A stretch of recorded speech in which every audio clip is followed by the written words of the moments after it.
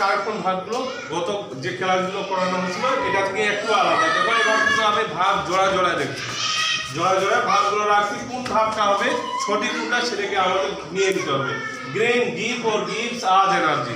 Grain অর্থাৎ শস্য দ্বারা আমাদের কি দেয়? শক্তি দেয়।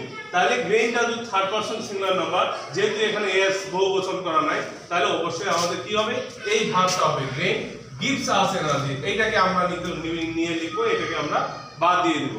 সৈকত lives or live in Bogura. Saikat বগুড়ায় থাকে, তাহলে সৈকতটাও থার্ড পারসন সিঙ্গুলার নাম্বার। তাহলে এখানেও আমাদের কি করতে হবে? লিভস এই ভার্বটাকে নিতে হবে, এই ভার্বটা আমাদের বাদ দিয়ে দিতে হবে। তাহলে আমরা লিখবো সৈকত লিভস ইন বগুড়া। ঠিক আছে? এবং দেখো সি নাম্বার আছে the doctor visit or visited Seema last night. ডাক্তার সীমাকে গত রাত্রে দেখেছিল। তাহলে যখনই লাস্ট নাইট, লাস্ট ডে এগুলো থাকে তখন ভার্বের কি হয়?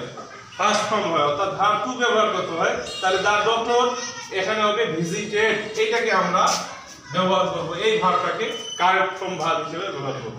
মারিয়া works or work up early. তাহলে Maria third person singular number. Maria সকাল সকাল ঘুম থেকে উঠে, তাহলে তোমাকে এইখানে মারিয়া ওয়ার্কস, এই ওয়ার্কস ভার্বটাকে নিতে হবে। অর্থাৎ এটা যেহেতু থার্ড পারসন সিঙ্গুলার নাম্বার, ভার্বের সাথে এস থাকবে, এই ভার্বটা হবে। এবং এখানে দেখো তোমার ই নাম্বার আছে হি আর্ন অর আর্নস, মানে ফর ইট, সে ইহা থেকে মানে এই কাজটা থেকে রোজগার করে। সৈকত আমাদের ফায়ার ফাইটার অকুপেশনে এটা আছে রাজুর চ্যাপ্টারে। তাহলে হিটাও তো থার্ড পারসন সিঙ্গুলার নাম্বার, তাহলে হি আর্নস মানে ফর ইট, এটা হবে। এবং এফ নাম্বার আছে Seema listens or listen to CDs. Seema কি করে? সিডি শোনে।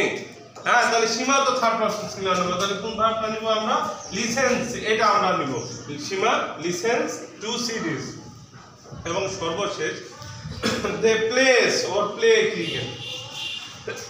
তাহলে এখানে দেখো এটা কোন পারসন? বহুবচন, প্লুরাল নাম্বার।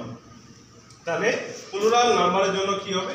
দে প্লে ব্যবহার করতে হবে। তাহলে দে প্লে ক্রিকেট।